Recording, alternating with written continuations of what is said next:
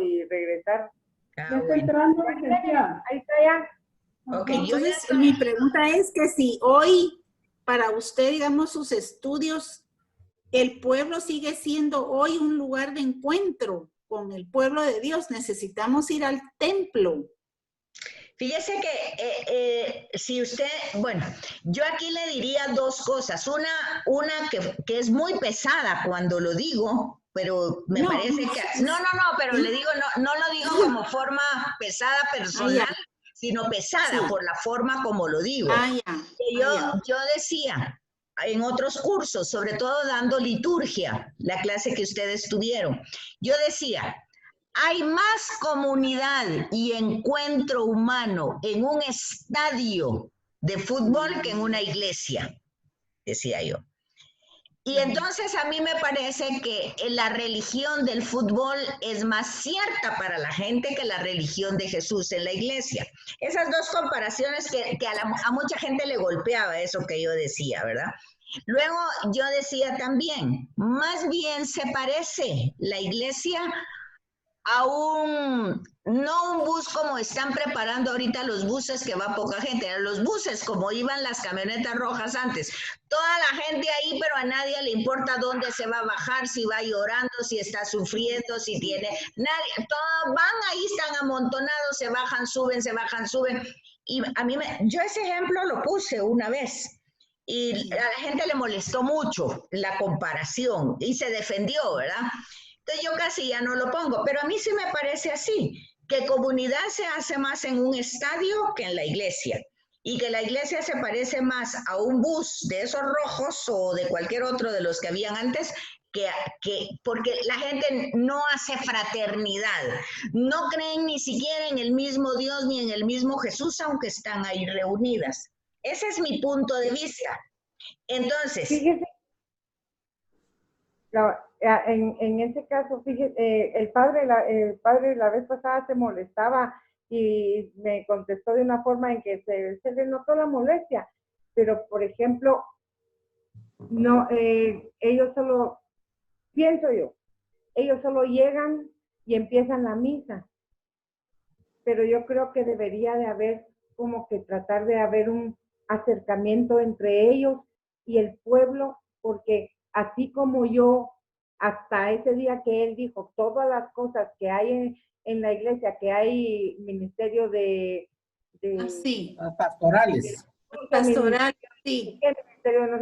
Para así, hasta ese día me enteré yo de lo que había en la iglesia, porque no hay algo donde uno se acerque. Y aquí entre nos, y solo entre nos, la secretaria del padre es bien grosera, entonces uno no le va a ir a preguntar a ella, ¿verdad? Y fíjese que hay otro problema que también, porque esto que preguntó ahorita Mariel, cabal el jueves me lo estaban diciendo, por los temas que se dan que tienen que ver con eso y por la situación que se vive. Bueno, fue ahí en San Martín, donde el padre dijo que a la hora, que por favor, que los que quisieran colaborar en unas actividades que estaba haciendo la iglesia, que se quedaran después de misa. Yo creo que no había empezado la pandemia, o yo no sé, porque yo realmente no sé si ahorita se puede quedar uno después de misa. No. Ok, entonces era antes de la pandemia, era antes, empezando o algo así. Bueno, la cosa es que esta alumna, que es una alumna también, ella se quedó. Y entonces se acabó la misa, hizo su oración y fue. Y entonces tocó la puerta y dijo, bueno, mire, el padre dijo que nos reuniera. Y la persona le contestó, a la que le abrió, no, esta es una reunión cerrada, no puede entrar nadie. Y yo no sé por qué. Entonces ella decía, eso no sé si le responde a su pregunta, María. Sí. ¿Qué pasa entonces con el que algunas personas han tomado la batuta y sienten que ellas ya son las privilegiadas ahí y ya no dejan entrar a nadie más? Son las escogidas, ¿verdad? Hay los ungidos. Hay gente que quiere trabajar, que quiere colaborar y no las dejan. Entonces no sabemos cómo. Va. Y hay lo que dice Carolina, ¿verdad? Tal vez sí hay esa información, pero como hay ciertos interesados que solo quieren que sean el grupito muy selecto, entonces no transmiten toda esa información. Entonces, la pregunta, en Ezequiel, no hemos visto Ezequiel, pero ya lo vamos a ver. En Ezequiel mira en una visión que Dios ha abandonado el templo. Se ha ido del templo, ya no está ahí su gloria, ya no está. Y ese va a ser una de las profecías de Ezequiel, que el Mesías traerá nuevamente la gloria al templo. Entonces vemos a Jesús cumpliendo esa profecía, pero cuando está botando todas las mesas y diciendo, pues, está purificando el templo. Pero luego hay que ver qué él dice cuando la samaritana le pregunta, bueno, entonces, ¿cuál es el templo? ¿Dónde hay que darle culto a Dios? Y él va a decir, corazón y en verdad, en espíritu y en verdad. No depende del lugar, depende de la actitud. Claro. Eso, si eso se predica, la iglesia como institución se asusta muchísimo porque ¿qué va a pasar? Pues, ¿qué va a pasar con la gente? Ya no va a llegar porque ¿qué va a hacer? Pero esas son las cosas que uno las tiene que comprender desde la institución y desde cómo se tiene que trabajar. Pero como dice Carolina, si uno llega muchas veces como a querer colaborar, hasta el mismo sacerdote, pues no le gusta que uno le pregunte o le haga una observación así, porque tal vez siente falta de respeto, y aunque no es falta de respeto, porque tal vez no es esa la intención. Pero, no, bueno. A ver, ¿quién más? Entonces, el templo. Bueno. Aquí dice que ¿cómo se llama? Después de que construyeron el templo, no sintieron la paz, no, dice, su construcción, sin embargo, no trajo la paz y el bienestar que algunos esperaban. También espera la gente como que porque ahí está el templo, ahí se va a solucionar todo. Y no es así también. Yo, por ejemplo, si voy a la iglesia, yo siento, yo le voy a decir, yo entraba a la iglesia, miraba, ay, qué bueno, ahora es una conexión muy personal que yo tengo ahí, que me siento en su casa, ¿sí? Pero porque es el sentimiento que yo me he creado. Porque usted entra y solo ve un montón de gente y que todo, es más, hasta usted ve que están faltando el respeto a Dios porque están en su casa y ni siquiera se comportan correctamente en su casa, ¿verdad? Entonces, pero yo siento que ahí está más cerca mío. Entonces, como que es un espacio en el que yo me comunico más y sí me hace falta muchísimo poder ir a la iglesia, pero no es solo eso. Que esté la iglesia o el templo así físico no va a resolver eso. la situación, sí? ¿verdad? Si no lo pone uno. Entonces, ahí es lo que estábamos viendo anteriormente. Es importante lo que uno siente, pero más importante es lo que uno sabe. Sabe, cabal. Porque usted puede sentir eso, pero eso es algo que usted se lo motiva y que es así. Pero usted sabe. Y cuando usted sabe es que Jesús ha puesto que el templo, de hecho Pablo dice eso, ustedes son el templo de Dios, así dice. Dice, llevan el tesoro en una vasija de barro.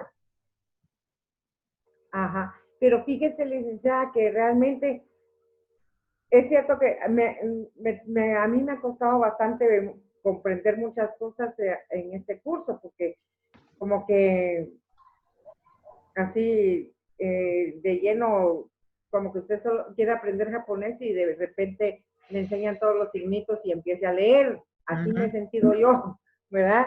Pero poco a poco he ido aprendiendo aquí en este curso un montón de cosas y realmente es porque no nos interesamos en comprender las cosas de Dios como deben de ser. Y de parte de los padrecitos hace falta la motivación para que la gente se acerque. ¿En dónde lo lo pueden hacer? En la misa. Por eso le digo, si 5 minutos antes de la misa, 10 minutos antes de la misa, hacen un contacto más cercano con la gente, cómo están, miren esto, que el otro, y de ahí a la misa, es motivar a la gente, pero llegan a la misa y se van y se desaparecen. No hay contacto. Y mientras de ellos no haya contacto, porque la homilía es otra cosa, Sí. ¿verdad? Pero meter a la gente en lo espiritual es diferente. Es lo que yo he visto, es lo que estoy aprendiendo. Ajá. ¿Verdad? Y entonces, eso que usted dice está perfecto, pero luego también está otro punto, y que es que nosotros para eso, Carolina, aunque sea, hágase un hábito, no le digo que lea 1 hora, 10 minutos, un pedacito, algo, donde usted vaya, no es que vaya a leer un libro entero, ni siquiera le estoy diciendo que lea el libro, estos que sacaron las fotocopias, no. Lo que yo les sugiero que hagan es las lecturas del domingo, o si la misa de cada día. Vuélvanlo a leer con las notas de pie de página. Si hay una concordancia yendo, 5 minutos, 10 minutos, no digo yo horas, solo un ratito de tiempo para que esa palabra hable y yo pueda entenderlo. Porque si nosotros ya nos damos cuenta que los recursos y menos ahorita con la pandemia, si antes no existían, hoy menos con la pandemia. Entonces, ese acercamiento hoy es distancia, hoy no hay, si antes no había acercamiento, hoy hay menos. Imagínense lo que está diciendo Mariel, cada uno en su carro, con vidrios bueno, ¿qué está diciendo usted? No me diga que está haciendo comunidad, solo está haciendo presencia como que fuera en un autocinema, pues. Ahí no hay comunidad. ¿Qué comunidad hay ahí? Nada. Es que miren, hay que pensar un poquito y darse cuenta de que las cosas, no porque yo voy ahí, estoy haciendo las cosas como dice que se tiene que hacer. No. Es una aliciente a su sentimiento, pero eso no es cierto. O hace comunidad ahí cada una metida en su carro y luego no. Pero ya vio, usted se siente bien, y los están haciendo ese esfuerzo. Perfecto. Oigo la homilía, oigo la palabra, oigo la homilía y recibo el cuerpo de Dios, de Cristo, que para mí es importantísimo. Pasé mucho tiempo sin eso. ¿Y qué me dice de la misa virtual? Está peor. Pero ahí está la comunión espiritual. Claro, no está peor, no está peor. Otra vez volvemos a lo mismo, es lo que usted sabe. Sí. Usted, como le dije yo, no sé, no creo que fue a ustedes, creo que fue en otro grupo. Le dije yo, ¿acaso el resucitado que se atravesaba paredes, puertas, no se va a atravesar un plasma? Sí. ¿Cómo no se va a atravesar un plasma? Entonces es lo que yo sé, ¿me entiende? Sí. El resucitado está vivo y se atraviesa todo. Si yo lo quiero en mi corazón, ahí está. Eso es lo que yo sé, y no porque yo tenga méritos o yo tenga más fe, no, es lo que yo anhelo, lo que yo ansío, lo que mi corazón, ahí está, no se niega, eso no puede ser. No puede ser. Entonces es cuestión, una cosa es lo que yo siento y otra cosa y otro es lo que sé. Sí. Y entonces yo me debo de refianzar lo que sé. Ahora, la equivocación es si lo que yo sé está equivocado. Ahí es el problema, ¿verdad? Porque si lo que yo sé no es lo que está dicho ahí, pero por eso les digo, vuelvan a leer los textos de la palabra. Oren con ese texto. No digo los 3 o los 4, solo un versículo. Ya sea del Evangelio o del Salmo, y traten de repetirlo hasta que ese texto les hable y ustedes puedan entender exactamente de qué está hablando la Escritura, qué le está hablando, qué le está diciendo Dios. Entonces, porque si nosotros esperamos tener tiempo, cada vez tenemos menos tiempo, cada vez. Y con esta situación de la pandemia que pareciera que tenemos más tiempo, es cuando menos tenemos, porque estando en la casa se tienen que hacer todas las cosas, que la limpieza, que la comida, que si vinieron. Entonces, ahí está la problemática. Bueno, a ver qué otro tema entonces. Licenciada, yo quisiera a ver si nos puede complementar un poco, porque los himnos que establece el Isaías segundo, realmente hay 3 que son muy iguales. Y el cuarto... El del siervo doliente.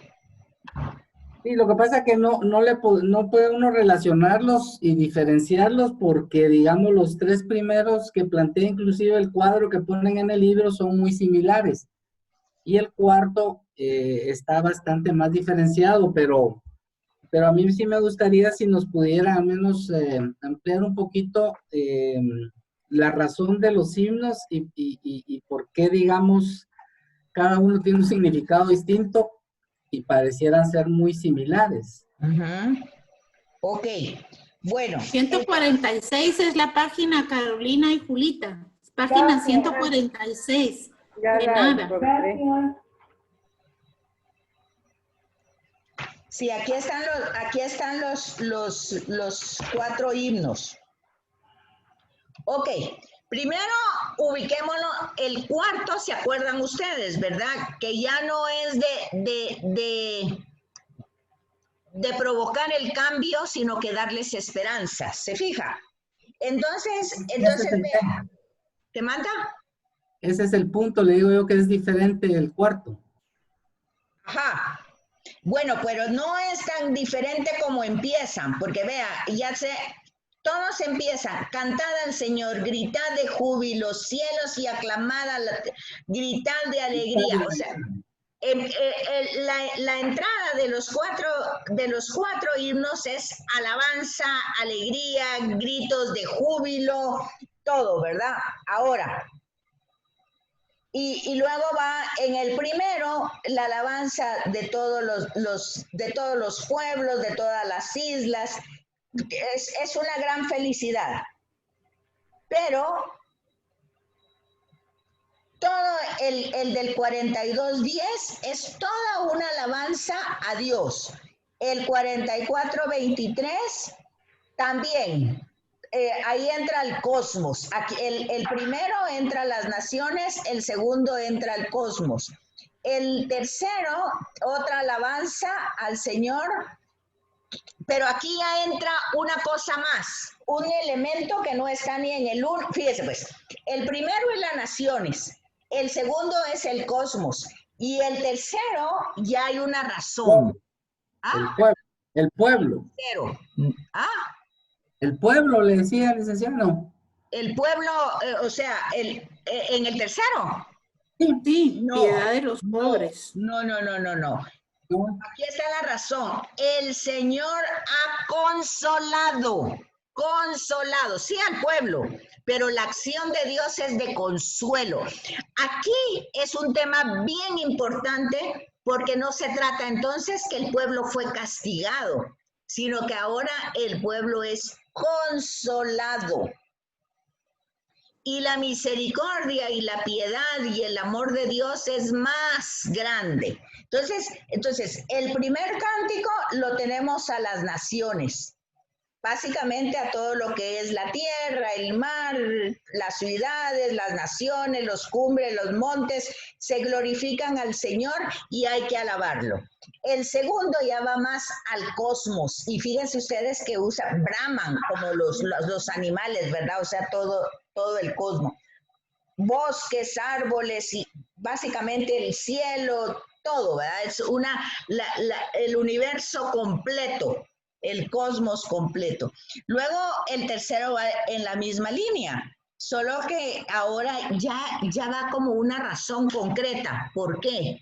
Porque Dios es bueno, nos ha consolado. Aquí ustedes tienen que darse cuenta de algo, Históricamente han pasado 70 años. Muchos se murieron en el destierro. Los que están viviendo ahorita son generaciones nuevas. Sí. Sí. Entonces, estas personas tienen que descubrir realmente esa grandeza de Dios, ¿verdad? Y ahora vean el cuarto, donde habla, ¿qué era lo que había? Ahora, ¿qué es lo que va a hablar? Las ruinas, todo lo que había estado destruido.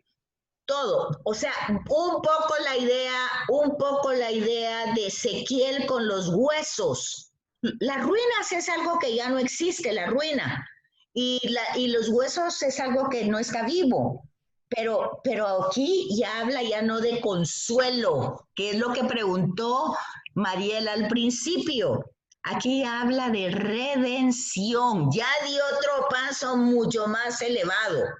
Porque la redención es la remisión y la remisión es la absoluta absolución. O sea, ya no hay culpa, ni castigo, ni pecado, ni nada. Entonces, y todo eso ha desnudado su brazo, bueno, todo como Dios se ha manifestado. Y entonces, y aquí en el versículo 12 dice, pues, que entonces esta forma de regresar a su pueblo ya no va a ser precipitados, como decía Mariel, como el primer éxodo, que Sí. salieron en la huyendo y salieron con las hierbas amargas y el cordero medio asado y todo. No, ahora no, sino sin precipitación, sino que no como desbandada, ¿verdad? Porque ahora el Señor está con ellos. Y ya Él es el que va caminando, es el Emanuel, el Dios con nosotros. Entonces, mire, pues aquí abajo le dice, el primer cántico califica de nuevo, o sea, la novedad. El canto invita a tomar conciencia de los hechos anunciados, es decir, Dios tuvo el cuidado de estarles advirtiendo antes, ¿verdad? Ahora ellos ven en Ciro, que es un pagano, ven cómo va a liberar ese pueblo. Entonces lo ven, no lo pueden ver como una persona que sale esto de sus propias ideas, sino que cómo lo suscita Dios para liberarlos. Por eso lo que va aquí es de nuevo, el cántico nuevo. El canto es un canto nuevo. Acuérdense que ellos cantaban en los ríos de Babilonia, ¿se acuerdan? Hay una canción moderna que se llama así, Los ríos de Babilonia, ¿no se acuerdan? By the rivers of Babylon. Ese es el salmo. Ellos cantaban, pero ahora es un canto nuevo, ¿verdad? Entonces, ese es el tema. Y ya decíamos, y ahora lo que les estaba diciendo yo, la salvación definitiva. O sea, ¿qué es la salvación definitiva? La redención. Eso es lo que sirve para calificar de sublime este evento. Y aunque... Eso también está aquí en lo que dice este señor Westerman, dice, señala además que la importancia de del trito Isaías no consiste tanto en lo que ha anunciado, sino más bien en el hecho de que después del exilio, en un tiempo de profunda desilusión y de pobreza extrema, carente de ideales comunes de acuerdo, se renovó la salvación, que es lo que hace. Pero aquí lo tienen ustedes explicado de forma bien sencilla en la página 147. Dice, la novedad del canto es la intervención de Dios, pero en el cristiano adquiere una frescura y un colorido, esa novedad, porque es absoluta, ya que Jesús en el presente nos ha dado una salvación definitiva, la ha concedido al hombre. O sea, más que Ciro, que le dio la libertad a ese pueblo, Jesús viene a liberarnos de todas las esclavitudes internas. Entonces, eso el cristiano dice, es un nuevo canto que se hace como coro de todos los hombres. ¿Qué es lo que cantan los ángeles cuando nace Jesús? Sana. Paz a la tierra a los hombres De buena voluntad. voluntad. O sea, esos que aceptan. Pero ¿quiénes son los hombres de buena voluntad? Los que aceptan ese perdón inmerecido. Y al tener ese perdón inmerecido, ellos se vuelven ternura para los demás. Entonces, ahí está todo eso. El segundo himno dice, presenta la salvación como rescate. Y eso es lo que motiva la alabanza. El Señor ha actuado, ha rescatado. Entonces primero la novedad de la salvación, ahora del rescate de la esclavitud. Ahí va. Ese es un motivo para glorificar a Dios. Entonces, por eso los motivos de ese rescate, la exultación, el júbilo, los gritos de euforia, todo eso.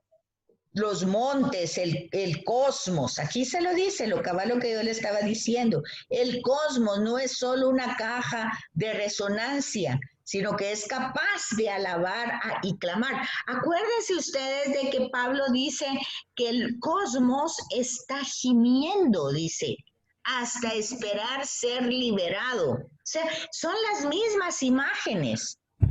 Igual que el hombre, igual que el ser humano, también el cosmos sufre eso.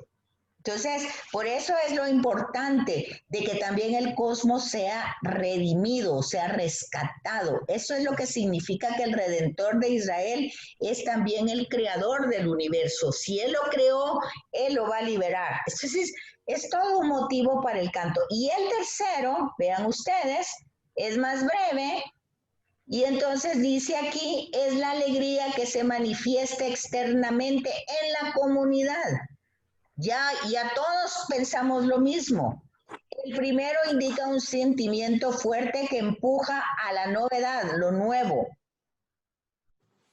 Y ahora a la ternura, a una emoción, expresa una emoción profunda, una ternura manifestada con un gesto. El máximo interés por algo que deja fuera cualquier duda de abandono. Sí, el Señor no nos ha abandonado nunca, no nos ha abandonado. No, ¿verdad? Entonces, no se trata solo de un rescate por un derecho de propiedad, sino de la intervención liberadora realizada desde el corazón de un padre o de una madre hacia un hijo. O sea que aquí tenemos cabal la predicación de Jesús. El uso del imperfecto indica continuidad en el tiempo. O sea, ese es un proceso que va a venir realizándose de generación en generación, dice. Y luego el último canto es la consolación. Okay. El último es la consolación. Okay. Porque todo está en ruinas. Y entonces ahora es definitiva la salvación. El himno proclama asimismo la necesidad de la colaboración humana. ¿Por qué? Porque esas ruinas hay que reconstruirlas. Entonces, ¿a quién necesitan? A los seres humanos que se unan, combinando a salir deprisa del lugar impuro que era Babilonia, con la seguridad de que el Señor es el que va frente de ellos. Por eso se llama el libro de la consolación. Ahí está eso. Lo tienen bien explicado, Víctor, para que lo vuelvan a leer en la página 147 y antes del lenguaje de la 148. Acaba lo que se lo dije más sintetizado, pero después ahí está más desarrollado. Así es. No sé si le queda por ahí, Víctor. Pero Víctor creo que se salió, ¿no? Ahí estás. Sí. No, aquí estoy, gracias. Sí ahí estamos, licenciada, gracias. Ok. Bueno, entonces sí tienen diferencia. Primero la alabanza de las naciones, después el cosmos, después la salvación y después el rescate. O sea, la liberación. ¿Alguien más? ¿Algo más? Ya nos queda una cuestión. Prácticamente Isaías en sus diferentes capítulos habla de Jesús, ¿verdad? Es como una preparación, porque a mí me llama siempre mucho la atención la del siervo de Yahvé, ¿verdad? Ajá. Y por aparte, en la primera parte, pues está el Emanuel, ¿verdad? Donde Ajá. anuncia prácticamente la venida del niño. Y Más usted, adelante habla de a la... ver, Julita, y ustedes ahí entienden por qué su nombre es Jesús. ¿Sabe que eso me lo preguntó un alumno de la universidad el viernes? Ajá. ¿Por qué tenía dos nombres? Que si era un sobrenombre, que si era un apodo. ¿Ustedes entienden por qué Manuel y por qué Jesús? Fíjese que... Emmanuel es Dios con Dios nosotros. con Pero, nosotros. ¿qué quiere decir Y que- eso? Dios, Emmanuel es Dios con nosotros. y que Y nos Jesús, su mamá lo bautizó como Yeshua. ¿Pero qué Ajá. quiere decir eso entonces? ¿Qué quiere decir que tiene dos nombres? ¿Qué quiere decir? Es que el Emanuel es el Dios que salva, ¿no? ¿Sí? Porque es Jesús. Dios con nosotros. Que salva. Jesús, Ajá. Dios con nosotros.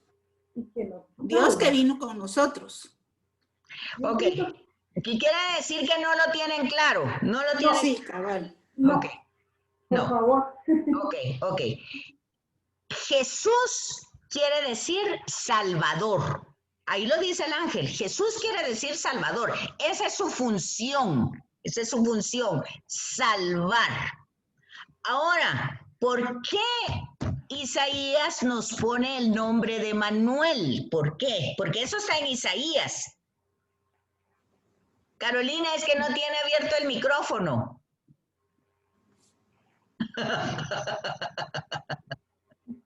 Perdón, es que le había llamado a mi hijo.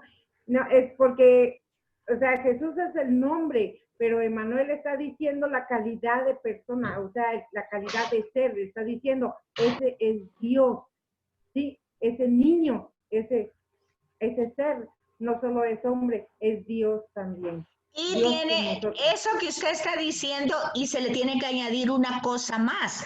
En el profeta Isaías, Dios es trascendente. Emmanuel es inmanente.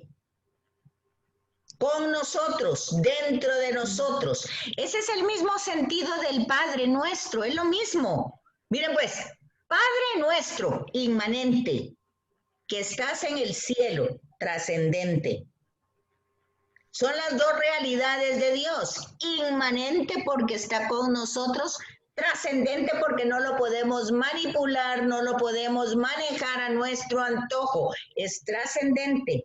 Es Padre nuestro, pero está en el cielo, trascendente, pero es inmanente. ¿Ya se fijan? ¿Se fijan en eso? Eso se llama alteridad.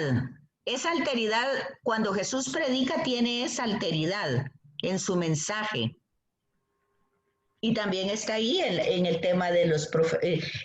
O sea, cuando dice, le vas a poner el nombre Jesús, que quiere decir Salvador. O sea, que ese es el nombre que tiene ese significado. Eso sería trascendente, licenciado. No, trascendente es afuera. Trascendente. O sea que el Emanuel, licenciada, entonces sería... Inmanente, Dios con nosotros. O sea, deja la trascendencia y se vuelve carne, está con nosotros, en nosotros. Eso se llama alteridad. Hay mucho en el Evangelio que tiene esa forma de decir. El que pierda la vida la ganará, el que gane la vida la perderá. Esa es alteridad. Vine a traer fuego, no vine a traer... O sea, sean mansos como una paloma y, ¿cómo se llama? Astutos como una serpiente. Es alteridad, es alteridad. Los últimos serán los primeros. Eso fue el domingo. Ese es un mensaje de alteridad. Tiene las dos. ¿Cómo es eso? Él contrató desde temprano y a los últimos, y luego pagó empezando por los últimos, y los primeros sintieron la alteridad. Esa alteridad provoca, ¿qué provoca? Pues provoca un poco de confusión, pero más que confusión, es como que uno tiene que meditar, y ese es el tema de Emmanuel y Jesús. O sea, Manuel es el significado. ¿verdad? Dios con nosotros, como decía Carolina, es Dios con nosotros, no solo es un hombre, su nombre como hombre es Jesús, como decía Mariel, Yeshua. O sea, pero ese nombre tiene un significado también, significa Salvador, eso le dice el ángel. Entonces, Salvador es el trascendente, ¿verdad? Prácticamente Jesús. El nombre. Lo que está diciendo del nombre de Jesús y de Emanuel, las dos son funciones de lo que él tiene, de lo que él hace aquí con nosotros. O sea, es Dios con nosotros y nos salva. Eso es lo que él hace. Nos redime, nos rescata. O sea, estos cantos entonces del siervo de Yahvé se ven realmente reflejados en la persona de Jesús. ¿Por qué?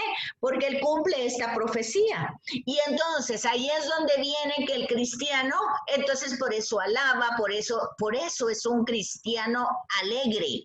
No tiene motivos para estar triste. Por eso va a decir Pablo, aunque tengamos hambre, aunque tengamos frío, aunque estemos enfermos, aunque no, ¿quién puede separarnos de su amor? ¿Quién? No, ni la muerte, ni la enfermedad, ni nada. ¿Ve? ¿Entiende? Entonces, pero otra vez, ese sentido. Esas citas hay que comprenderlas en conjunto. Y por eso el sentido de ver lo de los profetas, porque entonces vemos que lo está diciendo lo mismo, pero con otras palabras. Pero ya cuando va, es como un rompecabezas. Y usted le va poniendo ya los lugares y ya le va encontrando un sentido claro. ¿Sí lo ven o no lo ven? ¿Lo ven o no lo ven? Sí. Una pregunta, dice que el descubrimiento de que el verdadero ayuno consiste en la atención al prójimo para subsanar sus necesidades, darle dignidad, alimentarlo y vestirlo. Uh-huh. Entonces, ¿el ayuno que pide la iglesia es ese o cómo es? Ese es lo que se lee en Cuaresma y en Adviento. El punto es no aferrarme. Eso, yo estoy segura que a ustedes les ha pasado, porque a mí me ha pasado. De repente uno antes, no ahorita, ¿verdad? Porque ahorita estamos en pandemia, pero antes, cuando uno pasaba, ay, quiero mi cafecito caliente, y pasaba uno tal vez a comprarse su sanguchito o algo de ahí a McDonald's, y de repente usted miraba a un niño que le estaba ahí pidiendo. Y usted se quedaba viendo, llevaba el hambre, y bueno, sí, de esto me lo puedo comer después. Y ahí lo entregaba. ¿Qué está haciendo ahí? Está ayunando. ¿Pero qué está enseñándole usted? Otra vez lo que dijimos anteriormente. Usted es el dueño de su voluntad. Y usted piensa, bueno, cuando llegue a la oficina o cuando llegue a la casa me hago una taza de café y todo. Pero usted piensa, tal vez no va a tener ese chance todo el día. Usted hace ese rapidito, ¿verdad? No se tarda horas pensándolo, sino que eso es en una cuestión de segundos. Y entonces ahí termina, ahí hizo usted ayuno. Y ese es el ayuno. ¿Y el ayuno de pan y agua que pide? Bueno, ese es cuando usted, por ejemplo, quiere como superar cierta limitación suya que no puede y alcanzar una gracia. Así lo utiliza la iglesia.